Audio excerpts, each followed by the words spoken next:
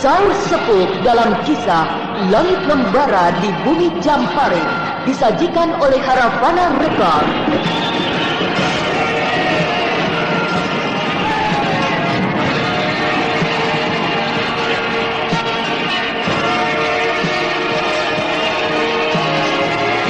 Naskah karya Niki Kosasih, hiasan musik dan sutradara Indra Mahendra.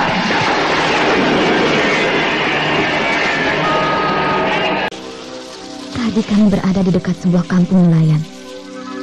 Sebuah alam yang gersang dan tandus. Dan sekarang sudah berada di sebuah alam yang sangat subur. Alam yang hijau dengan udaranya yang sejuk.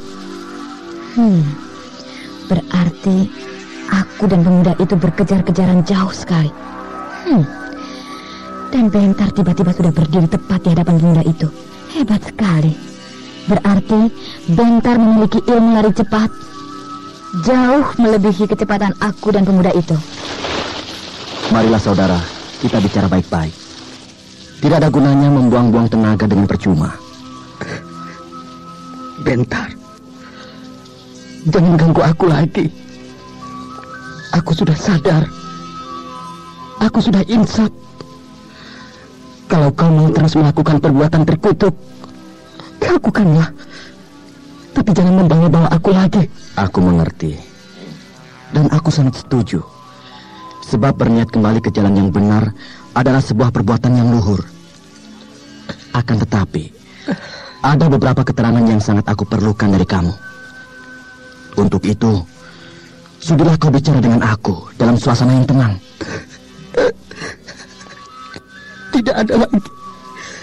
Tidak ada lagi yang bisa aku berikan kepadamu. Carilah orang lain yang lebih dikdaya dari aku. Banyak sekali yang akan bisa kau ajak kerjasama.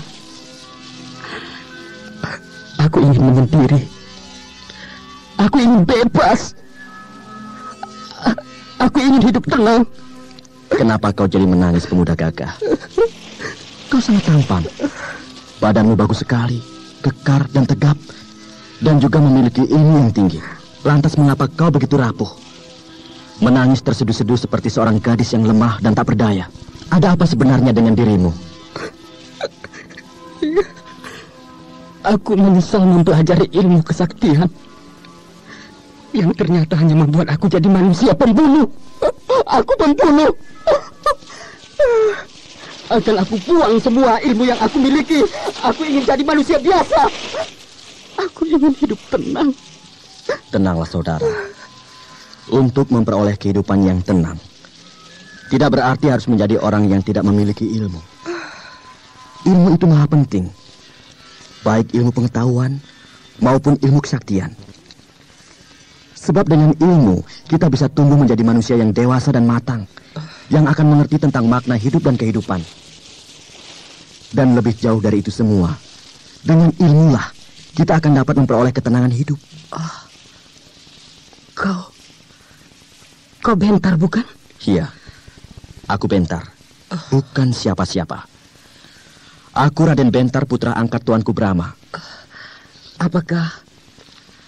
Apakah kau juga sudah insaf? Sudah sadar? Sehingga kau bisa berkata seperti itu? Kata-katamu seperti seorang begawan. Aku selalu berusaha untuk selamanya menjadi manusia yang sadar. Kalau mungkin ada perbuatanku atau perkataanku yang tidak berkenan, karena aku hanyalah manusia biasa yang tidak luput dari kekurangan. Apakah kau tidak sedang main sandiwara? Tidak. Aku bukan pemain sandiwara. Memang aku pernah belajar main sandiwara di keraton.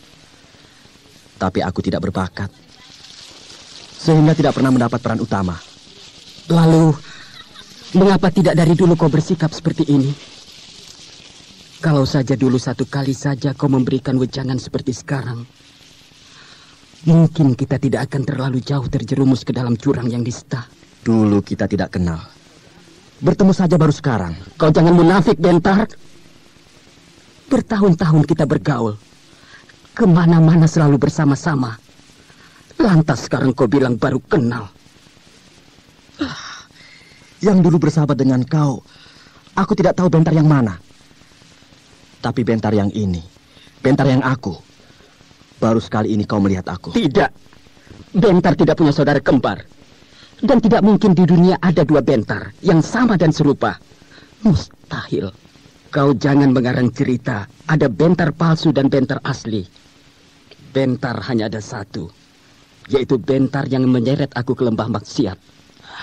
Keras kepala. Lasmini, jangan memperuncing keadaan. Tapi pemuda ganteng ini keras kepala. Tidak bisa diberi pengertian. Aku mohon, hentikan pertikaian ini. Aku terlalu banyak musuh. Jangan ditambah lagi dengan menanam bibit permusuhan dengan perguruan anggrek jingga. Aku juga tidak ingin bermusuhan dengan kau. Maka dari itu, percayalah pada perkataanku dan Bentar. Kau tetap ingin memaksakan cerita ada dua Bentar. Bentar palsu dan Bentar asli. Kemudian kalian berdua ingin agar aku mengakui bahwa yang ini Bentar yang asli. Pemuda yang ganteng, aku tidak akan memaksakan kehendak. Tapi dengan jujur aku akui bahwa aku ingin kau mempercayai aku. Kalian berdua pandai bicara. Sehingga perlahan-lahan aku mulai mempercayai apa yang kalian omongkan. Terima kasih. Tapi jaminannya apa? Kau minta apa? Sebagai seorang pendekar, kau tentu tahu apa arti sebuah jaminan, bukan? Baik. Aku akan memotong tanganku. Aku membawa pisau pendek 2 buah. Sebuah aku pergunakan untuk memotong tangan kananku. Yang sebuah lagi, kau yang mempergunakannya untuk memotong tangan kiriku. Dengan begitu, aku tidak akan punya tangan lagi. Bentar, kau jangan jadi gila. Lasmini, pemuda ganteng ini sedang menderita. Aku ingin menolongnya. Dan sebuah pertolongan memerlukan pengorbanan. Untuk orang yang baru kau kenal, kau bersedia berkorban demikian besar? Tidak. Aku tidak akan membiarkan kau menjadi manusia cacat yang tidak punya tangan. Lasmini, aku mohon keluhuran budi darimu. Mari kita mulai. Jangan! Jangan. Jangan kau lakukan itu. Hei, mengapa kau sendiri yang melarang? Bukankah kau ingin sebuah bukti? Aku percaya. Aku percaya terhadap semua yang kau omongkan. Terima kasih. Aku tidak mau peduli. Apakah kau memang pengarang sebuah cerita bahwa ada 2 orang Bentar? Yang satu Bentar yang palsu, satunya lagi Bentar yang asli. Bagiku, kesungguhanmu yang aku pegang, bahwa kau sudah sadar dan insaf seperti aku. Nah, sekarang apa yang kau inginkan dari aku? Marilah kita berbicara dengan tenang. Duduk-duduk di bawah pohon yang rindang itu. Kami membawa bekal makanan dan minuman. Jadi kita bisa bersantai sambil makan makanan dan minum minuman. Baik.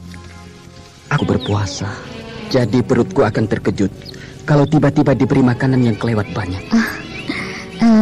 Berapa lama kau berpuasa? 10 hari. Wah, lama juga. Sambil bertapa seperti itu? Duduk di atas tonggak bambu? Iya. Apakah kau bertapa sambil berpuasa seperti itu karena kau merasa punya dosa yang terlalu banyak? Iya. Usaha mengurangi dosa dengan berpuasa atau bertapa memang baik. Akan tetapi akan lebih baik lagi bila disertai perbuatan yang nyata. Berbuatlah yang sesuai dengan kemampuanmu. Kau mampu menjadi seorang yang dikjaya. Nah, pergunakanlah kedikjayaanmu untuk beramal bakti, menegakkan keadilan dan kebenaran. Sampai kau rela mengorbankan jiwa ragamu demi untuk membela kebenaran. Maka di saat itulah kau akan tahu makna sebuah dosa. Iya. Aku semakin yakin kau bukan Bentar yang dulu. Apakah Bentar yang dulu yang menyeretmu ke lembah Nista sekali saja tidak pernah berkata atau berbuat sedikit kebaikan? Dia manusia biasa yang pada suatu saat pernah merasakan bahwa perbuatannya itu adalah perbuatan yang terkutuk. Tapi hanya sebatas bicara biasa saja. Tidak mendalam seperti kau, Bentar yang ini, yang sekarang duduk di hadapanku. Karena yang ini Bentar yang asli. Baiklah, Tadi sudah aku katakan, apa yang kalian inginkan dari aku? Cukup banyak. Pertama-tama, aku ingin kau menyebutkan siapa namamu. Raspati. Namaku Raspati.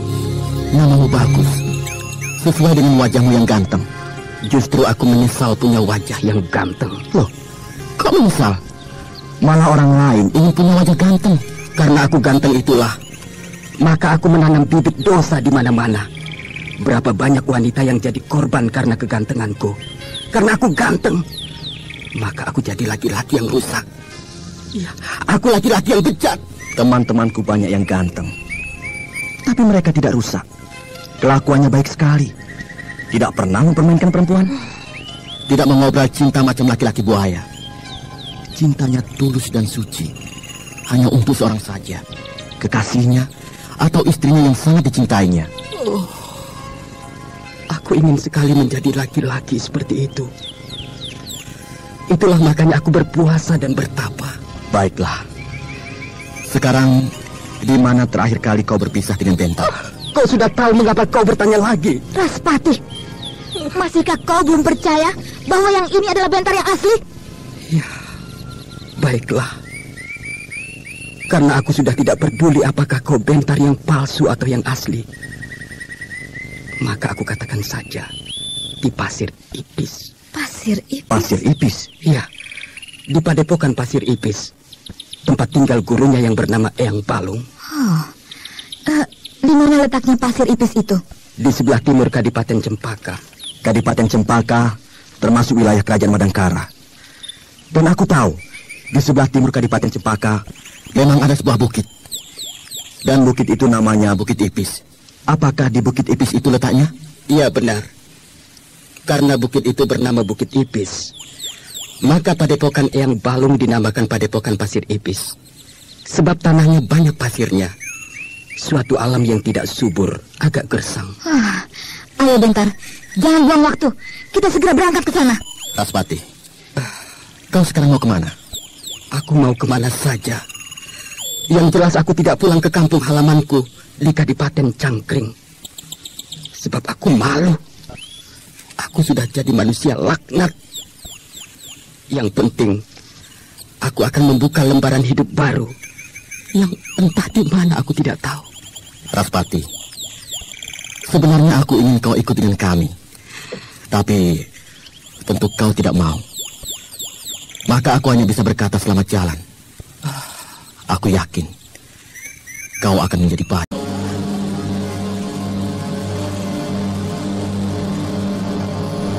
Ya, sudah berhari-hari kita menjelajahi wilayah timur ini, melacak Bentar dan Lasmini. Tapi belum ketemu juga. Iya, jangankan orangnya, sepotong jejaknya saja tidak kita temukan. Terus saja, lama-lama pasti akan ketemu. Terus ya terus. Tapi kemana? Kalau tidak tentu tujuan, ya percuma. Buang-buang waktu. Lalu kalau begitu, pulang. Kita batalkan atau dihentikan pencarian mereka. Maksudku bukan begitu. Lalu? Kita perhitungkan dulu dengan matang. Baru kita ambil tindakan. Aku rasa mereka merubah haluan. Asalnya memang ke timur, lalu berubah pikiran, berbelok ke arah lain. Itulah, makanya harus kita rundingkan dengan seksama. Ada apa, Dewi Rara? Ada apa? Kudaku amblas. Kenapa kedua kaki belakang kuda yang dinaiki oleh Dewi Rara nyesek ke dalam tanah? Tempat itu tanahnya gembur, dekat sawah. Sekarang kuda ajar ya. Kudaku yang amblas. Iya, sekarang aku juga. Kudaku amblas. Turun dari kuda.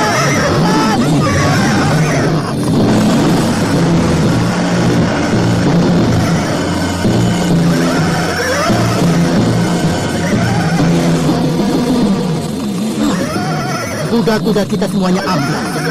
Ada yang kaki depannya, ada yang kaki belakangnya, menancap ke dalam tanah. Kenapa jadi begitu? Tanah di sini bukan. Kalau bekas sawah pasti banyak. Tapi tanah di sini keras. Iya, agak aneh. Seperti ada yang menarik dari dalam tanah. Sekarang sudah bebas. Kuda-kuda itu kakinya tidak terbenam lagi. Aneh. Tanah bekas kaki-kaki kuda yang melesak ke dalam tanah itu rapat lagi seperti semula. Tidak berbekas sama sekali. Iya. Aneh ya. Seharusnya bekasnya itu berlubang-lubang. Tapi kok tidak?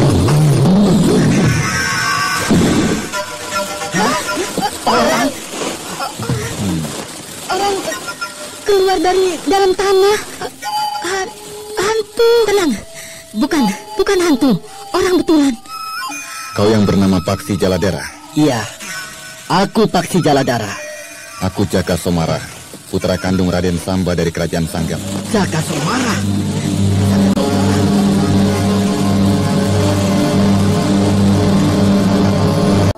Tapi waktu itu kita sama-sama masih kecil. Setelah itu kita tidak pernah bertemu lagi. Ketemu-ketemu sekarang. Sudah sama-sama besar. Kau sudah jadi pemuda yang ganteng. Ayo, perkenalkan ini teman-temanku. Dewi Anjani dan Dewi Rara Amiati. Anjani. Jaka Somara. Rara Amiati. Jaka Somara. Kalau yang ini Kak Garnis. Saudara sepupuku. Kakak kandung Raden Bentar. Garnis. Jaka Somara. Apa kabar dengan ayahandamu, Paman Raden Samba? Dan ibundamu, Bibi Widati? Kabar buruk. Kabar buruk? Bagaimana maksudmu? Ayahku dan ibuku berpisah. Berpisah? Ya, mereka tidak bercerai. Tapi ibuku pulang ke Kadipaten Gunalaga. Sebab sudah tidak ada kecocokan dengan ayahku. Semua itu gara-gara Mantili, ibumu. Apa? Kenapa jadi ibuku yang dipersalahkan? Kau jangan pura-pura tidak tahu tentang masa lalu ibumu dan ayahku. Aku tahu. Ibuku pernah bertunangan dengan ayahmu. Tapi itu terjadi puluhan tahun yang silam. Dan bukankah kedua belah pihak sudah melupakannya? Bahkan dilanjutkan dengan tali persaudaraan. Itu hanya di luarnya saja. Tapi di dalam hati ayahku tidak pernah pupus. Itulah yang membuat ibuku kecewa. Maaf. Itu adalah urusan orang tua. Dan menyangkut rumah tangga pribadi kedua orang tuamu. Aku tidak mau ikut campur. Seandainya ibumu masih ada, ibumu yang akan aku habisi. Karena sudah tiada, maka anak-anaknya harus menerima hukumanku. Karena anaknya cuma satu, yaitu kau. Maka kau yang harus menerima akibatnya. Sabar, nanti dulu. Ini perkara apa? Kenapa kau menjadi gelap mata? Terlalu panjang kalau diceritakan semuanya. Tapi rumah tangga orang tuaku berantakan gara-gara ibumu Mantili. Jaka Somara, aku tidak mau ribut dengan kau. Karena yang aku tahu, keluargaku dan keluargamu bersahabat. Dan persahabatan itu harus dijaga oleh keturunannya. Tapi kalau kau terus-terusan mencaci maki ibuku, aku tidak terima. Siapapun yang menghina ibuku, akan aku tebas. Bagus. Berarti kau sudah siap untuk menerima hukumanku. Kau ini apa? Pakai ngomong hukuman-hukuman segala macam. Sabar. Setelah aku dengarkan, masalahnya hanya salah paham biasa. Dan itu terjadi pada orang tua kalian. Kalian sebagai anak-anaknya tidak perlu ikut-ikutan mengurusi masalah orang tua. Ini menyangkut harga diri. Iya, benar. Dan memang sebagai anak wajib membela nama orang tua. Tapi jangan lantas gelap mata. Berpikirlah dengan pikiran yang jernih. Apa untungnya sebuah persahabatan menjadi retak hanya karena gara-gara salah paham? Lebih baik kau diam saja.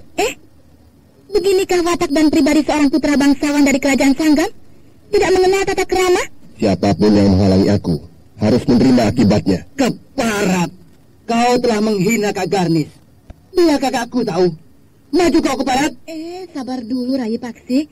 Lebih baik diselesaikan dengan jalan baik-baik. Aku mau bersikap baik-baik. Tapi kalau benar ada perbuatan ibuku di masa lalu pernah menyakiti orang lain, dan orang itu akan menuntut balas dendam, aku tidak akan mundur. Aku bersedia menanggung semua tanggung jawab ibuku di masa silam. Bagus. Diam!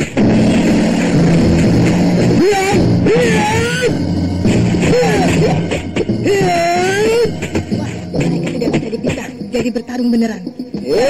Dua-duanya keras kepala, cepat naik darah. Kalau Paksi memang wataknya berangasan.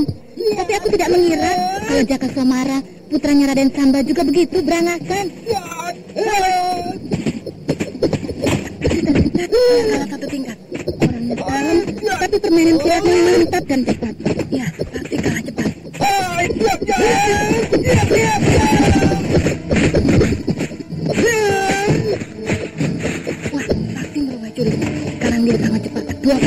dari tadi. Iya, sekarang Jaka Sumara yang terdesak.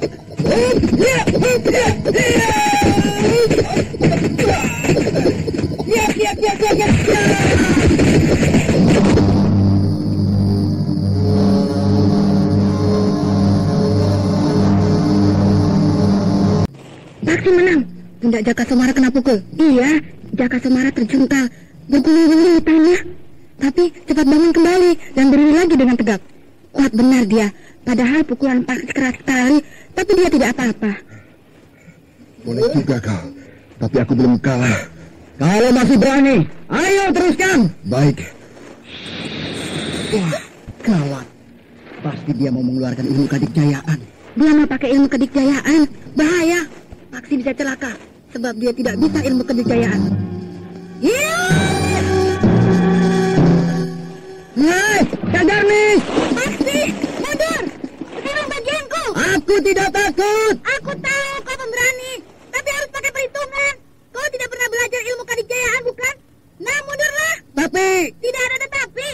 Aku kakakmu, berhak memberi perintah padamu. Ya, baiklah. Jaka Sumara, kalau mau mempergunakan ilmu kadikjayaan, aku bagiannya. Ayo, keluarkan semua ilmu yang kau miliki. Ya, siapapun yang menghalangi aku harus menerima akibatnya.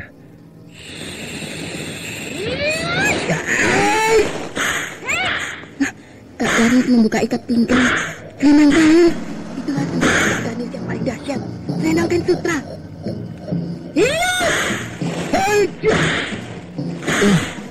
Kak Garnis sudah menggerakkan selendang mautnya. Bukan main. Selendang maut itu digerakkan dengan tenaga dalam yang hebat.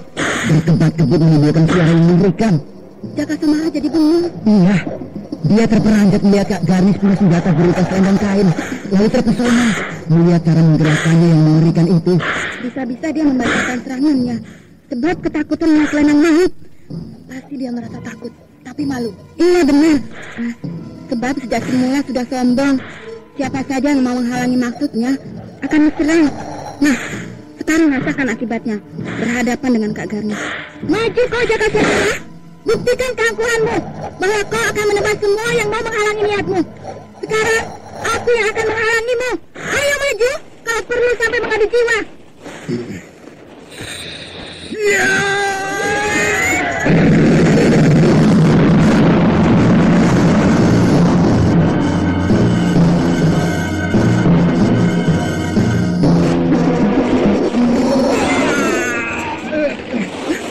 Jaka Sumara roboh.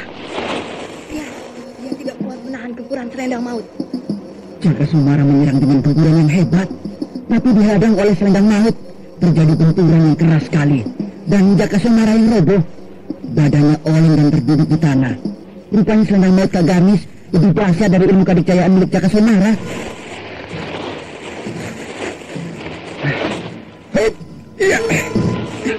Jaka Sumara berdiri lagi, pasang kuda-kuda lagi.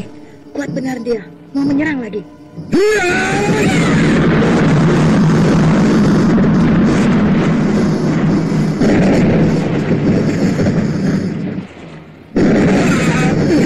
Dia roboh lagi, digempur selendang maut.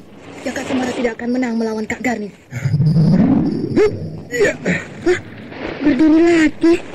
Gila, dia mau menyerang lagi.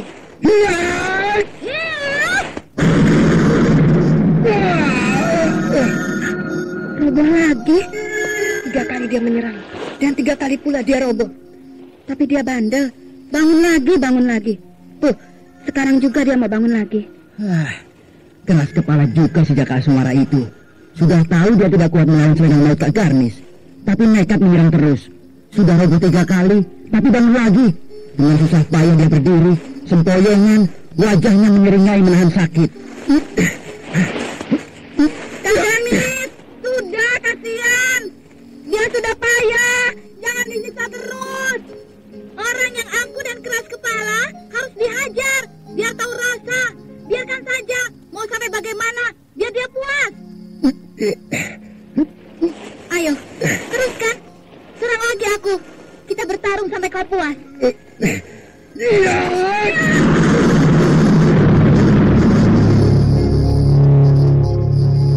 Roboh lagi, dan sekarang tergeletak di tanah. Pasti dia sudah habis. Tidak akan bisa bangun lagi. Dia sudah habis. Tidak bergerak-gerak. Hanya dadanya yang turun naik. Napasnya megap-megap. Tegar ini sudah. Kasihan. Dia mau mati. Iya. Jaka Semara, kau belum mati bukan? Kalau aku berniat membunuhmu, sangat mudah. Tapi untuk apa? Tak ada perlunya bagiku. Sekarang, kau kami tinggalkan di sini. Tergeletak sendirian di padang yang gersang dan tandus. Sunyi dan lengang, dalam keadaan setengah mati. Tapi jangan takut. Sebentar lagi, burung-burung pemangkan bangkai akan datang untuk merencah tubuhmu, menjadi santapan mereka. Dan kau mati bukan oleh aku, tapi dimakan burung-burung pemakan bangkai. Jangan, bawa aku ke Sanggan. Bawa aku ke Sanggan. Bukankah kau pergi meninggalkan kerajaan Sanggan untuk mencari kami? Berarti kau memang berniat untuk mencari keributan, akan menanam bibit permusuhan. Nah, kalau niatmu seperti itu, kau harus siap untuk mati. Dan sekarang, sebentar lagi kau akan mati. Jadi terimalah nasibmu dengan ikhlas.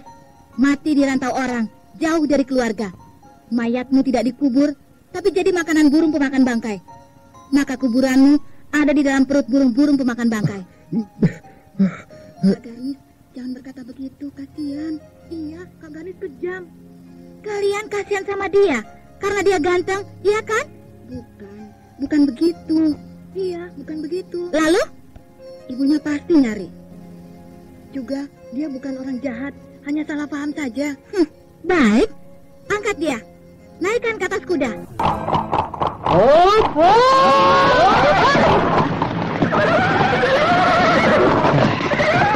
Di sebelah sana ada kampung. Oh iya, mari kita ke sana saja.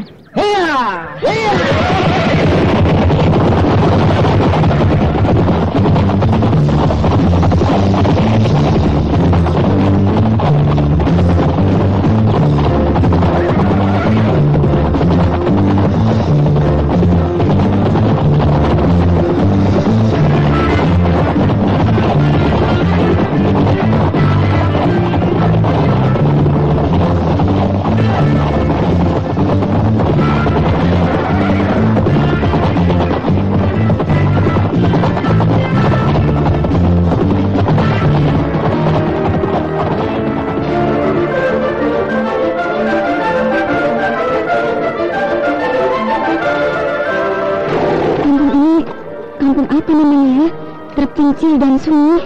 Kampung kecil dengan penduduk sedikit sekali. Paling hanya ada 10 rumah. Jaraknya jauh-jauh lagi. Tapi keadaannya enak, bersih. Pemandangannya juga bagus. Di bawah sana ada sebuah sungai. Oh, beberapa orang penduduk memperhatikan kita. Barangkali mereka heran. Kita ini orang-orang dari mana? Perempuan-perempuan pada menunggang kuda. Pasti mereka tahu kita ini orang-orang dari kota. Kami cantik-cantik, bersih, dan pakaian kita bagus-bagus. Kuda yang kita naiki juga kuda yang mahal. Tapi penduduk di sini kelihatannya baik-baik. Aku akan membagi-bagikan baju pada mereka. Membagi baju? Iya, kasihan. Mereka pakaiannya sederhana sekali. Pakaian kita kan banyak. Kita berikan saja pada mereka. Kita kan bisa beli lagi di kota nanti. Iya, aku setuju. Nanti saja. Kalau kita sudah mendapat rumah untuk kita menginap. Iya. Taksi lama banget. Iya. Bicara apa saja dengan kepala kampung sampai lama sekali. Kepala kampung di sini mungkin ketakutan sebab kita membawa mayat. Apa? Membawa mayat? Itu Jaka Somara terkulai di atas punggung kuda, tersampir, kepala dan kakinya terjuntai ke bawah. Dia kan tidak mati, tapi tidak bergerak-gerak. Tentu saja orang-orang mengira itu mayat. Iya, benar juga. Persis seperti orang mati. Itulah, makanya penduduk di sini curiga. Jangan-jangan kita orang-orang jahat